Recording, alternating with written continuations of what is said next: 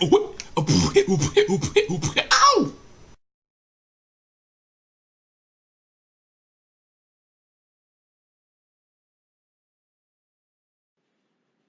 Greetings, YouTube. This is DecKrash, better known as Brandon, and I'm back with another book review. Today, we're going to be reviewing the book Lethe by Tricia Sullivan. A little bit of background on this. It's an older book, and I learned about this book back when I was either ending high school or beginning college. The book was published back in 1995. And so it's a book that I read once before and recently read again because I wanted to remember why I liked the book so much, in spite of it being so very dense. But I'll get to that in just a moment. First of all, I do apologize for the low resolution of the image that I have for the book because, well, that's about the best one that I could find, unfortunately. And, well, to be honest, the book has changed its cover picture over the years, and this to me was the original image on the original printing was the best one. I think it shows off the whole story, or at least a bit of it, a whole lot better, and is really more attractive. So, anyway, back to what I was trying to say. So this was Tricia Sullivan's first book, and quite a good one from my humble point of view. So the story takes place in the year 2166. So I'm going to go ahead and just read the plot blurb for you because it does kind of explain things pretty well. It says, it is the year 2166. 80 years have passed since the gene wars devastated the Earth, decimating the human population and giving rise to myriad new life forms. Only planet-wide rule by an oligarchy of once human brains in permanent computer interface has allowed pure humans to survive. Now, among the dolphins of Australia, Janae Kim stumbles on the information that could mean a new beginning for human civilization, information that the government is determined to keep secret, even if they have to kill her. On the edge of the solar system, researcher Dair Morales falls through an interstellar gate and discovers an Edenic world to which refugee children from the Gene Wars escaped long ago, but at a terrible price. The onset of adulthood promises a monstrous fate, and now the colony's adolescent leader, Sering, faces her own violent demise.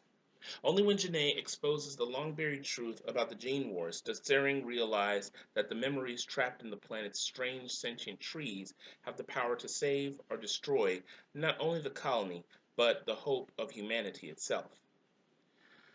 So that's the overview of the plot, which actually does a really good job of summing up what the book is about. So the book starts off with an actual timeline of all the events leading and going through what was called the Gene Wars in this story.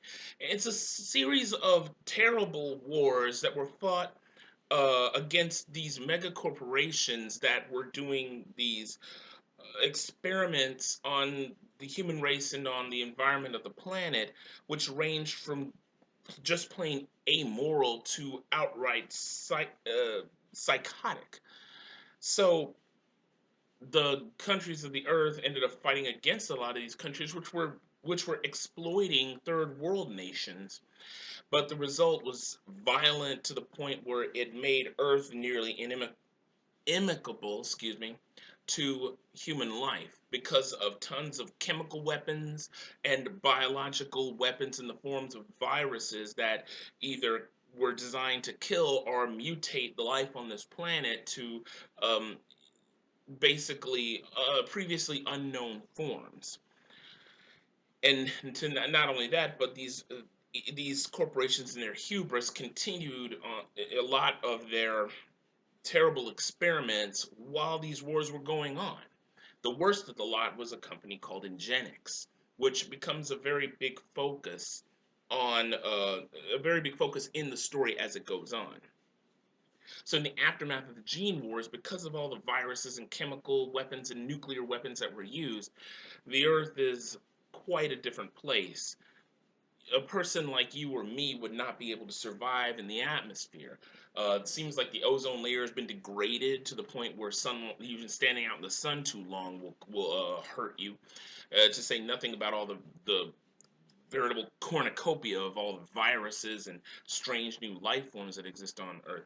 Not only that, but the results of a lot of the different experiments by a lot of these genetic corporations now kind of inherited the Earth, particularly a species called one-eyes, which they look like humans except they have 6 fingers and only one eye. They're like cyclopses. At least that's how I imagine them to be. This species is actually immune to all these viruses. So they can actually live out in the environment, at least in places where it's not terribly irradiated, and not be harmed by all the various viruses, whereas humans live now on reservations that are sustained by these devices called mirror fields, which are able to deflect all the harmful substances in the environment. And this new equilibrium is maintained by the League of New Alchemists, that is run by basically what are called in the vernacular as the pickled brains. These disembodied brains that are kept in a permanent interface with computer networks. And kind of interestingly enough is that this book came out in '95, and that's when the internet started really, catching on the general populace. So this was kind of a look into the future in some regards. Uh, even though you still have those elements, brains in a jar that are, what if your brain in a jar and connected to various computer systems? It has a particular effect on these brains, which is discussed as the story goes along.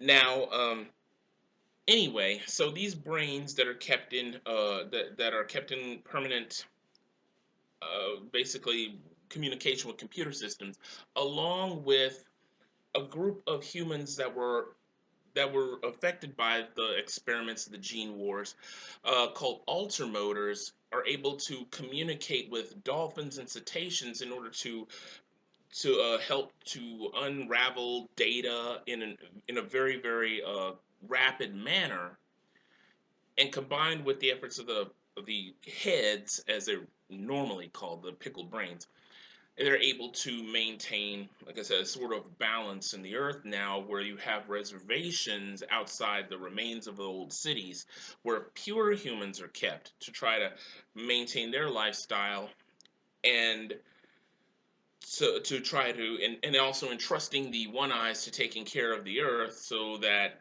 the viruses and all the chemical the remnants of the chemical weapons and whatnot can be cleaned up. The Earth is in a really bad state at this point as the story begins.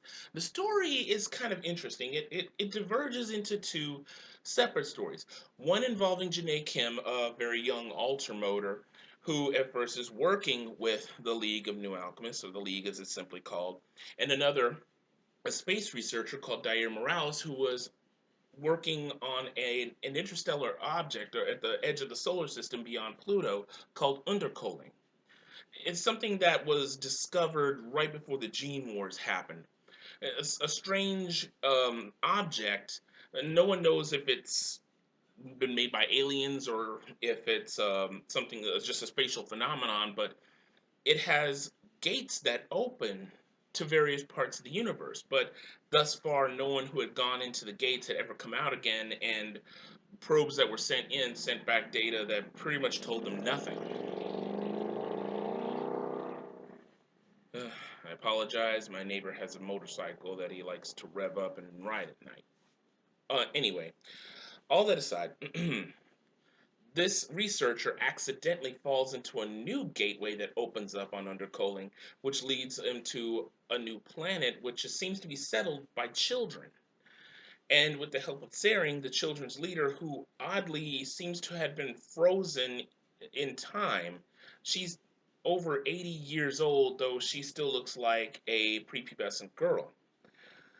He works with Tsering to unravel the mystery of this planet and the strange sentient trees that exist on it that basically catalog memories.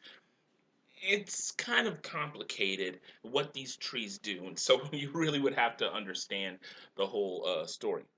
Where meanwhile, Janae, after an accident, which really wasn't, is trying to unravel a mystery that is basically connected to what Dair is going through on on this new planet, along with Sering and the other children, and as well as a researcher who was working with Dyer named Cullen, who had needed some, who had seemed to have been pushed off the project by the heads. The heads seemed to like to throw their weight around and never tell anyone anything. And what goes on at Undercooling, or at least the planet that Undercooling was linking to, has to do with a ship that was lost during the Gene Wars, in which the leaders of Ingenix were said to have been on. So it's a large mystery solved on two fronts, which comes together as the story goes on. So it's a fairly complex read, not a terribly long one, because Tricia Sullivan's writing, she has a way of putting a lot of information in small packages, and yet still giving you time to breathe and to process it all. She really makes a complex world, a very bleak world because of just the ruin that the Earth has gone through because of the Gene Wars, and yet filled with very interesting characters. Janae, trying to find out just what in God's name is going on, and then having to deal with her twin sister, who isn't an altermotor. And that's, by the way, I forgot to explain what altermotors are. As you can see on the cover, you see a woman in a tank full of water. Altermotors have the ability to switch themselves from a land air breathing form to an aquatic water breathing form at will. Well, maybe not necessarily at will. They do go through some issues involving alter mode. Sometimes when deprived of alter mode for too long, it causes them to sort of go a little crazy. And also, they have to be careful not to let their body just automatically switch to alter mode if they step out into a rainstorm or take a shower or a bath or something like that. So, and these ultramotors have the ability to communicate with cetaceans like dolphins and whales, and Janae uses this to great effect in the story. So, and like I said, the other planet that Dair seems to be stranded on for a time is a very complex environment in and of itself. As I've always told people, I love world building. The story itself seems to be kind of compact, but Miss Sullivan has a way of bringing the broader world to life through conversations, through what you read and hear about as the characters talk about what they might have seen, read, or experienced in their past. And so, even though the story tends to be very focused on the characters, you get a very good idea of the broad world that they live in, and also the different life forms and such. The Earth is a very, very different place in this story.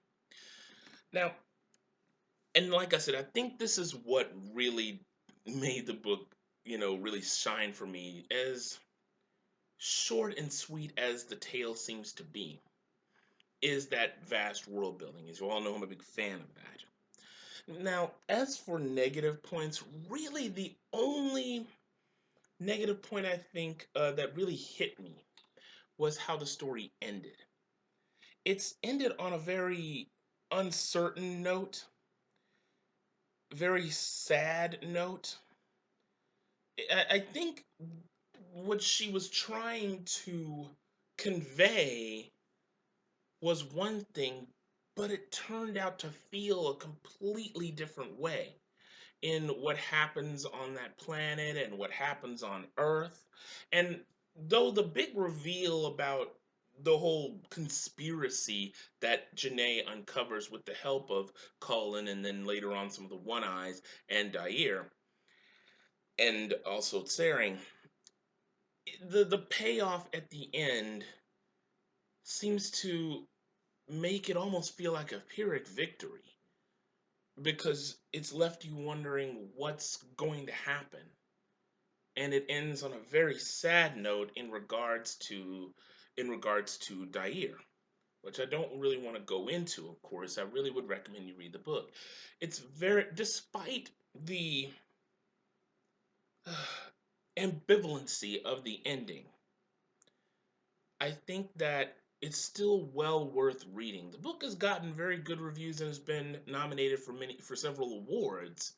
and I think it's well deserved. This is a highly imaginative book, a wonderful work of science fiction, which it doesn't go into the hard science fiction, but still manages to make a fairly plausible future.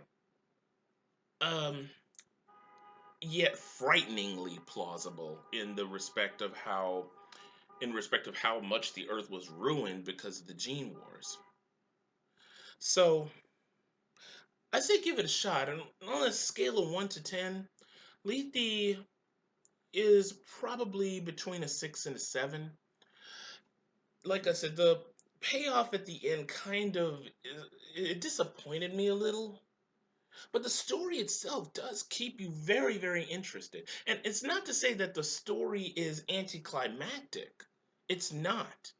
The ending is quite climactic. It has good closure in some respects, but in others, it kind of makes you wonder, was she going to write more? She probably could have, though I don't know how she would have been able to manage it. I guess it's just that ending turned out to be the only ending I think that it could have had. But then again, it matches with the tone of the story, which is very bleak and very introspective. So, as I said before, I highly recommend it. And if any of you have read this book or are interested, hey, I'll have a link down in the doobly doo where you can get it off of Amazon. Like I said, I like the original cover. The current cover to me just, I don't know. It looks too artsy fartsy. The original one is a much more eye catching thing. And like I said, I'd like for you to tell me what you thought about the book. If you've read it, or if you're planning to read it, later on down the line, just remember my video. And by the way, I of course will be having a written review of this book on my blog page, theworldsofbrandonhill.com. I'll have a link down in the doobly-doo for that. And I also would like to remind you to check out some of my own work. Um, I will have a link, of course, for that as well, leading to the Amazon page. And many of my other books are available for not just the Kindle, but also for the Nook. So you can just keep on looking. I know my last few ones are available a more broad market, at least the last two, or at least the first one and the last one. Please excuse me. So anyway, thank you very much for watching, everyone. And when you do your comments, as always, keep it civil. That is all I ask. And so until next time, this is DecKrash, better known as Brandon. And as always, stay lucky and stay blessed. Take care.